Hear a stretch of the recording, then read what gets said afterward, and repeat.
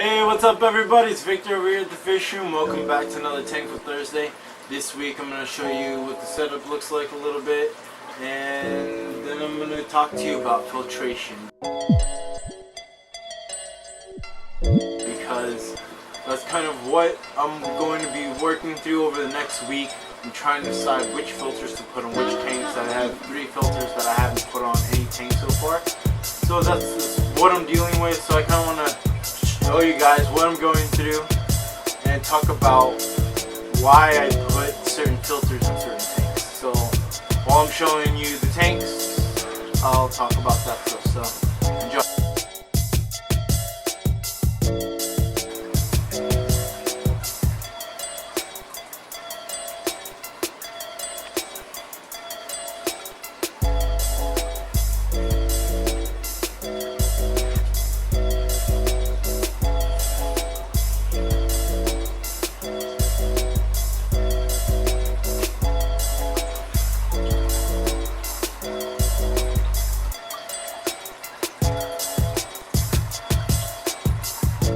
Currently on the 150 gallon here, I have 2 Emperor 400s running on it on the back right, and they're doing a pretty good job. You know, they're not horrible. You can see the water disruption is pretty good right here, and then if you go to the other side of the tank, it's not so good because I have it all on one side, and it's actually starting to create a slight film. As you can see here, you see it? There you go. Yeah, it's a slight film. So that's not gonna be a permanent solution for this tank for obvious reasons like that. I want something. If you look at this tank, the 210 gallon, I have a FX6 and an FX5 hooked up. The FX6 hooks up directly underneath, hooked up to the PVC piping. The FX5 does the exact same thing on the other side over here and goes up onto the tank.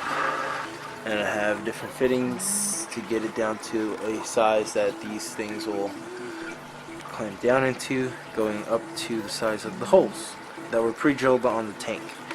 So then we have the weir over here. These fish have laid eggs on the weir, and so good luck all my other fish, you know. This guy's looking alright. He's coloring up a little bit. I just fed him. His stomach was looking pretty sunken the other day. He was pretty hungry, but now he's looking a lot better. There's one of my wild discuses kind of hanging out in the back. I need to do more water changes here. I don't have the auto drip set up. That's why I have that right there. You know, that extra valve. But as you can see on this tank, the surface disruption is really good across the entire tank. I don't have a single spot, not a single spot where it's not moving. Now I filled it up a little bit too much because I just topped this tank off, and I'm gonna do a water change after I do this video and edit on all this stuff. And you know, it's still moving. It was just making too much noise, and I want to be able to film, so I topped it off. Then you look over here on the 40 gallon. You have, look at that. I mean, it's alright. But then look, you get film. I don't like that.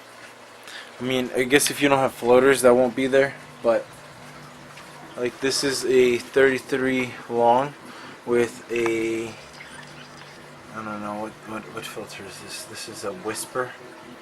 This is a Tetra. No, this is a Marineland bio wheel for a 20 gallon tank. It just doesn't have the bio wheel because it's missing the bio wheel.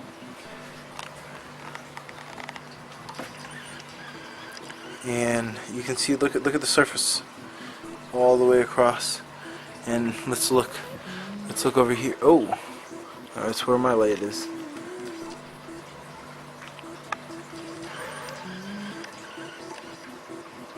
The surface is kind of disrupted over here. It's not too bad. I don't want to knock my light over. But if you look underneath, except for this algae there, there's not too much of a film except for where that plant is hanging out.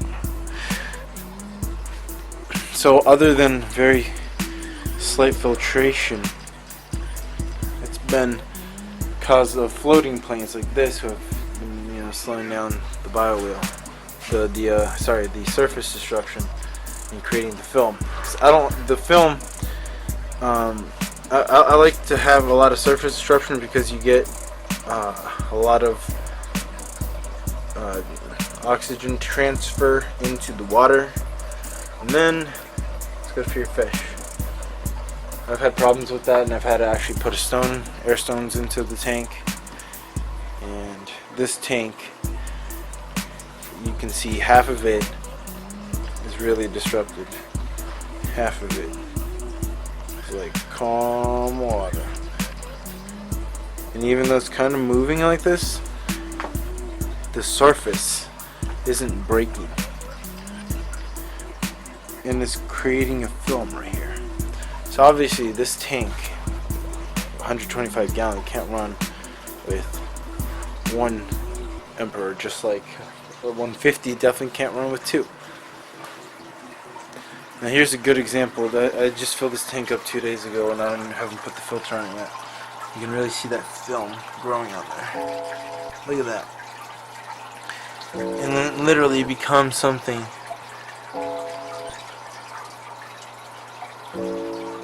This one's not that thick yet. Okay, sometimes it, like when you touch it, it comes off, and then it becomes hard to transfer air and oxygen and everything with the fish need in there. So these tanks, it gets it. Floating plants kill it. Like over here, you're gonna have horrible oxygen transfer. But over here, not so, it's not so bad. But you got to think about that stuff with the kind of fish that you're keeping. Like, look at that tank. Bam, everything. And this thing needs a water change, but they're doing all right. These are my the babies and live bears, and I have some koi's in there. That's empty.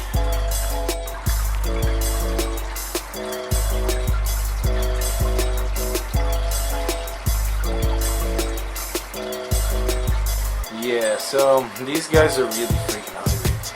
I'm gonna try to give them a meal because they're growing still. They're not even full grown. Seriously. Jeez, let me show you them.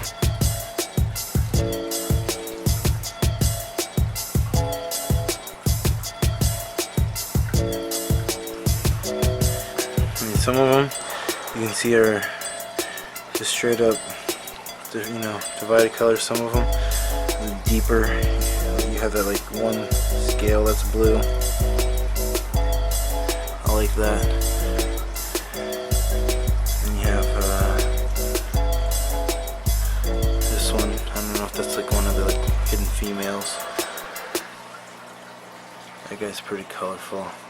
If you watch closely, the little baby rainbows try to school with the bigger ones a little bit. At least they were.